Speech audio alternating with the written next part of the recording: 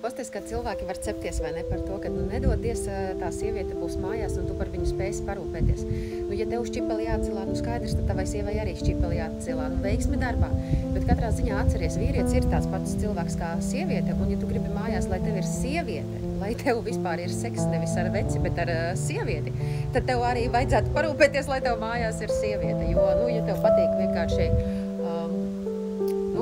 attiecības ar veci vai pārstrādājušos kaut kādu pagali, kas guļ tev apakšā, vai mājās sieviete, kura visu laiku strādā, un viņai nekad nav laika tev pateikt kādu foršu vārdu, ar tevi kaut kur aiziet, kaut ko vēlēties vairāk, kaut ko redzēt vairāk, piedzīvot vairāk, tāpēc, ka tu pats esi noguris, nav kas par tevi parūpējās, nav kas tev palīdz nervus atslābināt, nav kas tev sagādā kaut ko patīkam, tāpēc, ka vienkārši tava sieviete ir ar šķipeli kaut kur ārā.